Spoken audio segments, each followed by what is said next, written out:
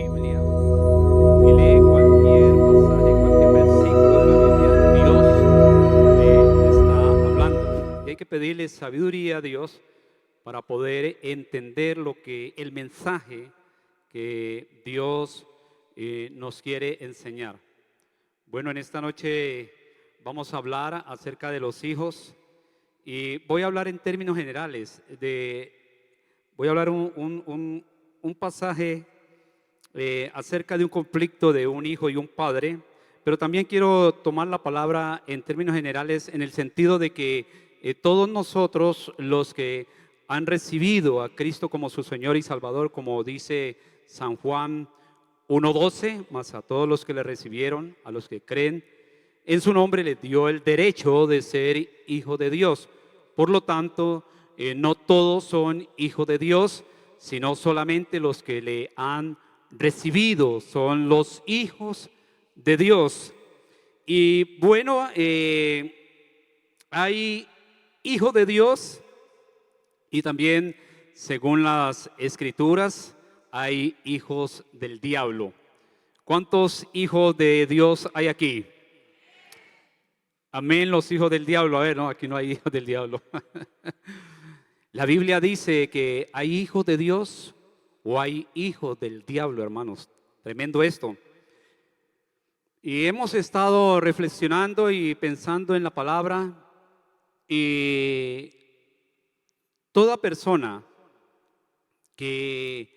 o cualquier persona que no reciba a Cristo como su Señor y Salvador, así pueda hacer buenas obras, tener una vida moral bien, pero si no tiene a Cristo como su Señor y Salvador, el día que muera no irá para el cielo, ¿ok? Para ir al cielo necesitamos tener a Cristo en nuestro corazón, a nuestro Salvador. Hermanos, la vida y la Biblia es clara acerca de lo que es el destino del ser humano. Y es una verdad absoluta que hay una eternidad con Dios, pero que también hay una eternidad en un lugar de tormento. Eso dice la Biblia. Y hay que pedirle a Dios que nos enseñe acerca de esto, porque la vida del ser humano consiste en conocer a Dios, en conocer a Cristo, nuestro Salvador. Tenemos que pedirle a Dios que nos ayude, hermanos, a vivir una vida que le agrada. Tengo algunos pasajes, voy a parafrasearlos aquí. Y uno de los pasajes, hermanos, que está en 2 de Timoteo, capítulo 3, y habla acerca de los tiempos finales. Y la verdad, según todos los textos de profecía, de escatología, según todos los eruditos de escatólogos, se cree, mis amados, que estamos en la recta final de este periodo como tal de la existencia humana sobre la tierra. Y la señal que habla en segunda de Timoteo 3, del 1 en adelante, dice que el corazón de los hombres en los postreros días, esos postreros días está hablando de estos tiempos, serán muy, pero muy malos. Y ahí dice que los hijos, en ese texto dice que los hijos de los postreros días serán ingratos, desleales y crueles hacia los padres. Hoy la juventud se levanta en una anarquía y en una rebeldía tremenda hacia sus padres. Tan así es que hay hijos que están matando a sus propios padres. De ese tamaño está la juventud. Yo creo que si el Señor no levanta la iglesia en este tiempo, las generaciones que vienen, las generaciones futuras, no las alcanzaremos, porque es muy grande la cosmovisión y el poder abrazador del mundo en principios y en valores que van en contra de Dios y abarcarán, de hecho están abarcando a la juventud y especialmente a los hijos.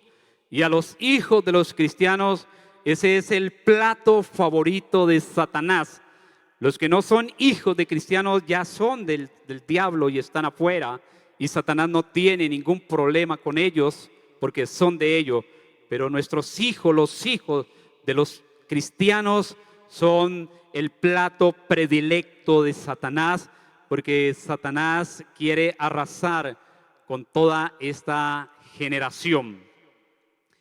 Y bueno, mis hermanos, vamos a ir a un texto que está en Primera de Juan 3, versos 9 y 10.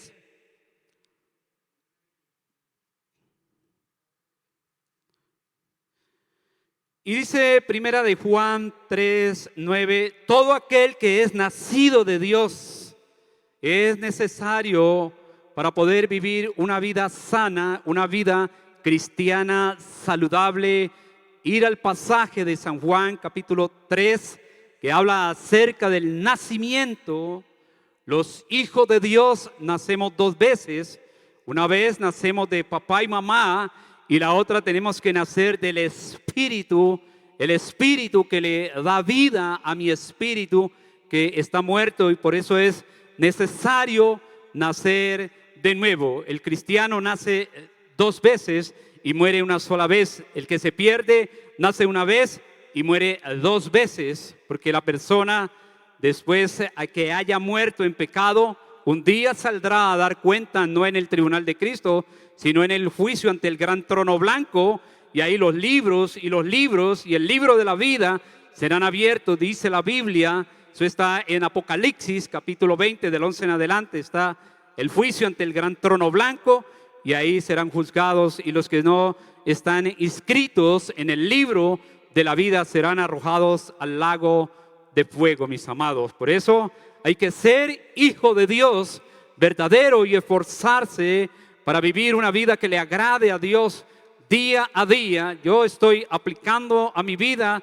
todos los días cuando vienen pruebas, tentaciones, muchas cosas que le puede pasar a un cristiano. Yo traigo a mi memoria la palabra: yo estoy muerto. Yo estoy muerto y aquí en la tierra estoy en un reality. Todo es pasajero. Para mí la vida la he convertido en un reality. Hay veces estoy en playa alta y otras veces estoy en playa baja. Y estoy en un reality, mis amados. La vida en la tierra es corta. La vida, la palabra de Dios dice que es como el vuelo del gorrión, corto y termina, como la neblina que se coloca y luego se desaparece. Por eso hay que ser un verdadero hijo de Dios. Todo aquel que es nacido de Dios, dice la palabra, no practica el pecado, porque la simiente de Dios permanece en él y no puede pecar porque es nacido de Dios. En esto se manifiestan los hijos de Dios y los hijos del diablo. Todo aquel que no hace justicia y que no ama a su hermano no es de Dios. Por eso les decía, hay hijos de Dios y hay hijos del diablo, mis amados. Es mejor ser hijo de Dios, ser un verdadero hijo de Dios. Dice que el pan se quema en la puerta del horno y hay que tener cuidado, hermanos. Estamos en la recta final, y no vaya a ser que ya para, quítale la tapa, gracias. Ya para partir, estamos tan cerca, nos vayamos a quedar, mis amados. Hay que cuidarse uno mismo, estar muy activo con las cosas de Dios. Como decía la pastora, son tiempos, mis amados hermanos, aquí tenemos varias celebraciones el miércoles. Hay que venir el miércoles, hermanos. No de una manera religiosa, no, sino venir en cuerpo y en espíritu, agradar a Dios sabiendo que los tiempos son cortos y malos. Hay que venir el sábado. Lo felicito por estar hoy aquí. Hay una buena asistencia. Gloria a Dios. Y mañana es celebración y hay que estar ahí, hermano. No hay otra cosa, mis amados. En este tiempo, como hijos de Dios, en términos generales, todos los que estamos aquí somos hijos de Dios, porque un día hicimos lo que está en San Juan 1:12 y le recibimos y fuimos al agua y nos bautizamos. El bautismo es una señal. El bautismo no bautiza, pero no salva, pero el bautismo es una señal, una actitud de que yo quiero servir en la vida a nuestro Padre Celestial. Entonces hay que estar pero muy alerta, hermanos, en las cosas de Dios. Quiero volver a leer este pasaje que acabamos de leer, primera de Juan 3, 9 y 10, pero voy a leerlo en otra versión, en traducción lenguaje actual. La que leí era Reina Valera. Vamos a leer este mismo pasaje, pero en traducción lenguaje actual. Primera de Juan 3, 9 y 10. Si no, yo lo leo acá, no hay problema. Dice en traducción lenguaje actual: ningún hijo de Dios sigue pecando. Mire lo que dice Dios en la Biblia. Si es hijo de Dios, no sigue pecando, porque los hijos de Dios viven como Dios vive. Así que no pueden seguir pecando. Un hijo de Dios no puede seguir pecando. Un hijo de Dios vive como vive Dios, dice la Biblia, porque es un hijo de Dios. Podemos saber quién es hijo de Dios y quién es hijo del diablo. Los hijos del diablo son los que no quieren hacer lo bueno, ni se aman unos a otros. Mire que es bien claro y hace la diferencia la palabra de Dios, quiénes son hijos de Dios y quiénes son hijos del diablo. Hay una diferencia abismal entre un hijo de Dios y un hijo del diablo. ¿Cuántos hijos de Dios hay hoy aquí? Los hijos de Dios no practican el pecado, se esfuerzan, son valientes para renunciar a todo lo que no le agrada a Dios. A Dios nadie lo puede engañar, mi amado. Dios conoce todas las cosas de nosotros. Vamos a mirar en la Biblia un conflicto entre un padre y un hijo. ¿Cuántos conocen esos conflictos hoy día? El conflicto entre un padre y un hijo. ¿Ya? Y mire, mi hermano, este conflicto aparece en la Biblia por algo y nos sirve como referencia para nosotros aprender de la experiencia que tuvo este padre y este hijo hace muchos años atrás. Este acontecimiento se encuentra en 2 de Samuel 13:22. Sucede algo con una familia y vamos a ver qué fue lo que sucedió en aquel tiempo. Dice la Biblia, 2 de Samuel 13:22. Mas Absalom no habló con Amnón, ni malo ni bueno, aunque Absalom aborrecía a Amnón porque había forzado a Tamar, su hermana. La escritura dice que Absalom tenía una hermana que se llamaba Tamar, y Amnón era medio hermano de Tamar y Absalom.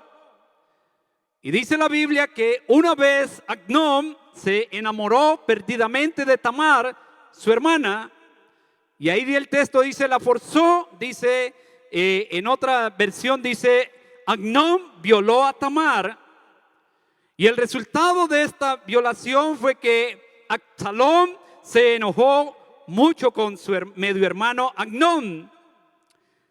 Y vamos a mirar unos apartes. Habían pasado 2 años de que Amnón había violado a su hermana Tamar.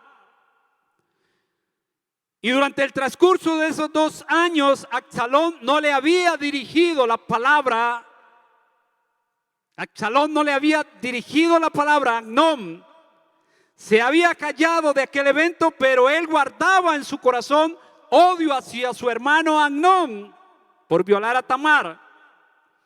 Y parece ser que el rey David, que eran Absalón y Amnón, eran hijos del rey David, no había tomado cartas en el asunto. Y ese es uno de los errores que cometemos como padres, que hay veces nuestros hijos hacen cosas y nosotros pasamos desapercibidos de las actitudes y de las acciones que hacen nuestros hijos, y no hacemos los correctivos que se deben hacer en el momento oportuno. Y cuando no hacemos esa corrección, el día de mañana vamos a pagar con creces los errores que están cometiendo nuestros hijos. Parece ser que David era un padre que le tenía miedo a los conflictos de la familia y no le gustaba estar muy pendiente de sus hijos. Y habían pasado 2 años y David no había intervenido en el asunto de la violación de Tamar. No había hablado ni con Amnón, ni le había preguntado por qué había violado a Tamar, su hermana. Y ni había ido a hablar con Absalón cómo estaba el corazón de Absalón. Los comentaristas dicen que el corazón de Absalón estaba herido tremendamente, porque Absalón necesitaba que un padre estuviera ahí en el momento difícil. Necesitaba de su papá, pero en ese momento no estaba el papá para levantar la vida de Absalón y corregir a Amnón. También podemos ver, hay varias facetas ahí, hermanos.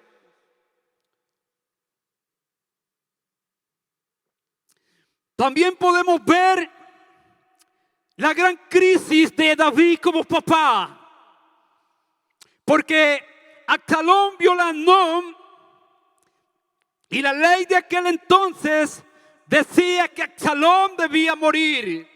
Pero Absalón no era hijo de cualquiera. Absalón debía morir, Amnón, sí, gracias, pastor, ayúdeme. Absalón tenía su corazón envenenado y Absalón termina matando a Amnón. Ahora, la condición de David también como padre era una condición muy dura, porque Absalón era el hijo del rey.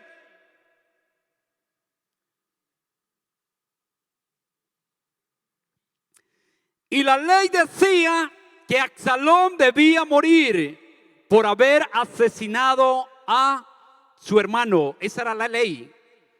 Entonces era una situación muy difícil, tanto para Absalón como para David como padre. Y podemos ver la figura de cómo se falla como padre y cómo se falla como hijo. Uno como padre comete muchos errores con sus hijos. Y cuando uno como padre comete errores con sus hijos, el resto de la vida va a acarrear consecuencias que le van a amargar la vida, ¿ok? Por eso, mi amado padre, si tú estás aquí y tienes tus hijos, tienes que esforzarte primeramente tú, entregarte a Dios, para poder que tus hijos caminen en los caminos de Dios. Y si no, el día de mañana vas a llorar amargamente. Y ay, qué tristeza nos da cuando hay hijos que vienen a buscar a Dios y los padres se oponen a que esos hijos busquen a Dios. No saben, están en una absoluta ignorancia, mis hermanos, de impedir que un joven venga a buscar a Dios.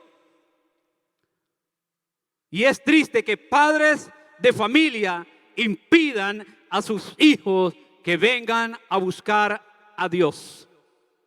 ¿Ok? Luego dice las escrituras, creo que este es 2 de Samuel 13:38,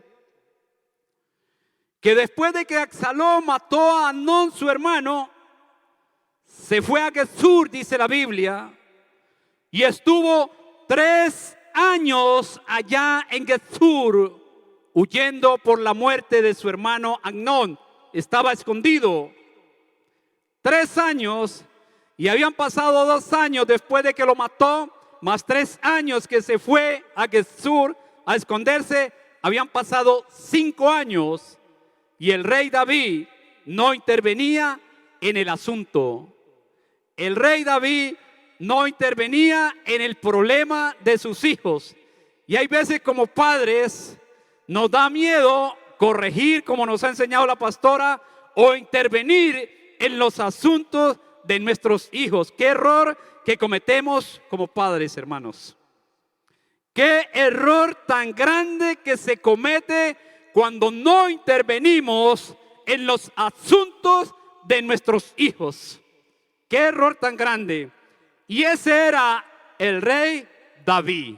No intervenía en los asuntos de sus hijos, y habían pasado 5 años y él no había tomado cartas en el asunto, no había hablado con Tamar, porque la Biblia no habla, ni había hablado con Absalón, y nunca habló con Amnón. ¿Ok? Y habían pasado 5 años. Y miren lo tremendo de esto.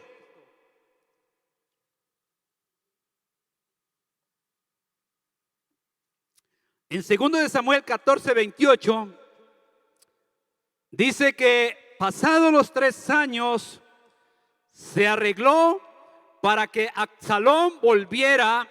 Y dice la Biblia que Absalón volvió, el hijo, a Jerusalén. Y dice la Biblia que pasaron otros 2 años y el rey David, que estaba en Jerusalén, nunca quiso hablar con Absalón. Habían pasado 7 años desde la violación de Tamar y el rey David nunca estuvo en los asuntos de sus hijos. Y el resultado de esto fue que Absalón se levantó contra su padre, el rey David, y Absalón, hijo, quiso usurpar el trono del rey David. Y la consecuencia de querer usurpar el trono al rey fue que el ejército del rey David asesinó al hijo del rey David, Amnón. ¿Qué tan delicado es esto? Otra faceta que podemos rescatar de esta lectura. No sé, yo tuve un papá como David. Mi padre nunca estuvo pendiente de mis asuntos, nunca recuerdo. Era un hombre proveedor de alimento, pero no era un hombre consejero, un hombre que se sentara a enseñarme lo que era la vida o lo que era la palabra de Dios. Nunca. Un hombre que huía a los conflictos de sus hijos, como el rey David. Entonces, mis amados, el resultado de este conflicto que tuvo Absalón, su hijo, en contra de sus padres, se envenenó en contra de su padre. Y dice que Absalón era un hombre muy hermoso y que tenía una cabellera muy larga, que cuando se la cortaba, esa cabellera pesaba como 2 kilos. Era el peso del pelo de Absalón. Y era un hombre muy hermoso. Y dice la Biblia que cuando él se fue en contra, porque él formó un ejército en contra del rey David, pues hubo enfrentamiento entre el ejército del rey David y el ejército de Absalón.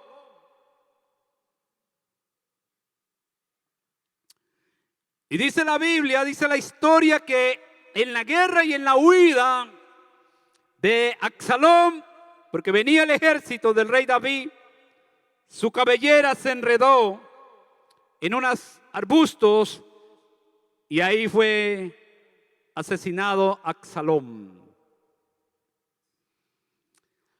No sé qué conflicto pueda tener usted con su padre o con su madre. Yo alguna vez tuve un conflicto con mi madre y fue un conflicto muy pesado y tuve que ir y oré a Dios, ya era cristiano,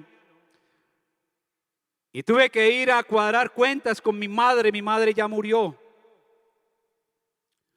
Porque el resultado de un conflicto, ella quedó muy herida, su corazoncito quedó muy herida, porque mi madre confiaba mucho en mí, yo era un respaldo para ella, y me tocó tomar una decisión que yo sé que era una decisión guiada por Dios, pero en ese momento de pronto ella no entendía, no me podía comprender y tenía que tomar esa decisión. Y en esa decisión que yo tomé, ella quedó muy herida. Pero yo, como sabía el principio y sé el principio de honrar a padre y madre, fui y me alineé con ella. ¿Qué tan delicado, hijos? Y también hablo a la iglesia, porque nuestros pastores son nuestros padres espirituales y también en esto juega aquí este principio. ¿Qué tan delicado es uno levantarse contra los padres espirituales o contra tu padre sanguíneo? Es muy delicado, no importa lo que hayan hecho ellos, no importa. La Biblia enseña que David tuvo culpa de lo que se llenó su corazón a Absalom, pero eso no lo justificó a Absalom. Sí, su actitud, las fallas del rey David como padre, no justificaron las acciones de su hijo Absalom. Y él se levantó contra su padre, y el resultado de haberse levantado contra su padre le costó la muerte. ¿Qué tan delicado es, mis amados, levantarnos contra nuestros padres? El proverbio, hoy me compartía un proverbio mi esposa, Proverbios 30:22 creo que está, y dice: hay generaciones que se levantan y maldicen a sus padres, dice el proverbio. Y estamos viviendo una generación tremenda, una generación donde los hijos no respetan a los padres, abusan de sus padres, atropellan a sus padres. Una generación pesada, hermanos. Y nosotros, como hijos de Dios, no podemos levantarnos hacia nuestros padres espirituales, ni mucho menos hacia tus padres naturales, porque eso es muy, pero muy delicado, mis hijos. Cuando se levantan contra sus padres, hay veces nosotros los padres, hablo como padre, fallamos, es cierto. Yo como padre he fallado, mis amados, ya, pero eso no justifica para que mis hijos se levanten en contra de mí. Y si tú como padre has fallado y tu hijo sabes y estás aquí y sabes que tu padre ha fallado, perdónalo, perdónalo, ¿ya? Porque ser padre no es fácil. Y hay veces nosotros como padres fallamos con nuestros hijos. Los hemos hecho sufrir. Y el resultado de eso, pues, hijos que se llenan de odio, se llenan de rabia. Pero es bueno sacar todo ese odio y todo ese dolor que hay veces guardamos hacia nuestros padres y sanar nuestro corazón. No importa donde haya fallado o haya caído tu padre. Hoy es un día donde debemos perdonar, borrar todas esas cosas. Mis padres ya partieron y yo puedo decir que mi corazón hacia mis padres está totalmente sano. No quedó nada en contra de ellos. En su debido tiempo los perdoné. Sí, y ellos me perdonaron a mí. Por lo tanto, mi corazón queda limpio. Yo tuve un primo que cayó en el flagelo de la droga. ¿Y usted sabe lo que es un padre drogadicto? Y el hijo de él, mi primo en segundo grado, se sentaba a la mesa, estaba muy pequeño, por ahí tenía 12 años, ya era bien consciente de la situación de su padre. Y cuando él se sentaba a la mesa, le decía a su mami: mami, ¿dónde estará mi papá aguantando hambre? ¿Y sabe qué hacía este niño? Este niño cogía su plato y se iba a buscar a su padre para llevarle un bocado de comida. Y este niño nunca miraba la condición de su padre, que era un drogadicto y que lo había abandonado. Yo no sé de dónde sacaba ese niño tanto amor. Y siempre lo hacía de esa manera. Mi hermano murió en las drogas, 30 años en las drogas. Y cuando lo enterramos, su hija dijo: la relación entre mi padre y yo fue de madre a hijo. Ese papá era el hijo de su hija. Ella hacía un rol de mamá hacia su padre y siempre fue así. Lo protegió, lo ayudó a su padre, y su padre, mi hermano, la dejó abandonada siendo muy niña. Recuerdo que era niña y mi madre y yo fuimos a sacarla de allá, de ese lugar. Y ella siempre honró a su padre, aunque su padre la había abandonado y la había hecho sufrir, pero ella siempre cuidó de su padre hasta el día que lo enterró y lo honró. Y esas fueron las palabras de ella: fui la mamá de mi papá. Esa era la condición. Ella lo buscaba, lo cuidaba, lo protegía, lo ayudaba. Nunca lo criticó. Muchas veces íbamos a buscarlo, no importando la falla que tuvo ese papá. Qué bonitos ejemplos nos dan estas personas acerca de los padres cuando fallan. Porque sé que aquí hay muchos padres que hemos fallado con nuestros hijos.